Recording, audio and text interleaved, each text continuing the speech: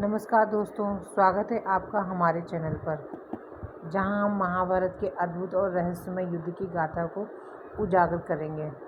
आज हम जानेंगे कैसे पांडवों और कौरवों ने कुरुक्षेत्र की भूमि पर अपनी सेनाओं का पड़ाव डाला और किन नियमों के तहत उन्होंने ये महायुद्ध लड़ा। एक ऐसी कथा जो धर्म, न्याय और युद्ध नीति की पराकाष्ठा को दर्शाती है। आइए इस ऐतिहासिक युद्ध के नियमों और युद्ध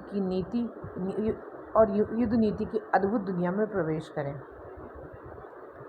महाभारत के युद्ध के नियम और सेना की स्थिति।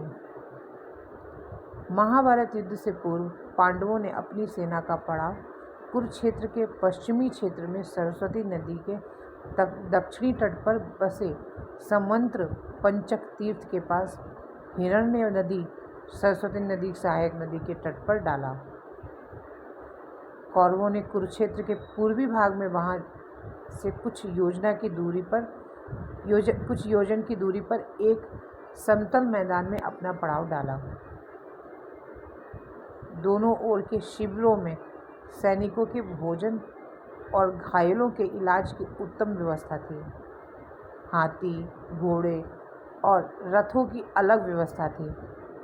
हजारों शिविरों में से प्रत्येक शिविर में प्रचुर मात्रा में खाद्य सामग्री, अस्त्र शस्त्र, यंत्र और कई वैद्य और शिल्पी वेतन देकर रखे गए। दोनों सेनाओं के बीच में युद्ध के लिए 5 योजन, एक योजन मतलब 8 किलोमीटर की परिधि, विष्णु पुराण के अनुसार 4 कोस या कोश एक योजन, 13 किलोमीटर से 16 किलोमीटर इक्वल टू 40 किलोमीटर का घेरा छोड़ दिया गया था। कौरवों की ओर थे सहयोगी जनपद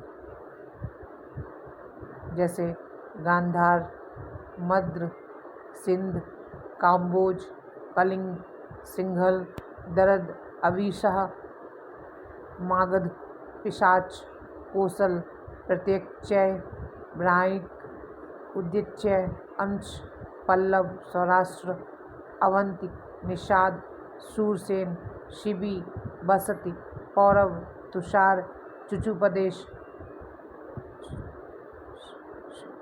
अश्वक, पांड्य, पुलिंद, पारद, क्षुद्रक, प्राग्योज्योतिषपुर, मेकल, कुरविंद, त्रिपुरा, शल, अम्बस्ट, कैतव, यवन, त्रिगर्त, सौवीर और प्राच। ये थे कौरवों की तरफ से जो जनपद लड़े थे, और पांडवों की तरफ से। अब कौरवों की ओर से योद्धा लड़े थे। जो कौरवों की ओर से योद्धा लड़े थे वो भीष्म, द्रोणाचार्य, कृपाचार्य, कर्ण, अश्वत्थामा, मद्र नरेश, शल्प, भूरिश्रा, अलम्बुश, कृतवर्मा, कलिंगराज, श्रुतायुध, शकुनी, भगदत्त, जयद्रथ, विंद, अनुविंद, काम्बोजराज, सुदीक्षण, बृहदुल, दुर्योधन व उसके 99 भाई सहित अन्य हजारों योद्धा।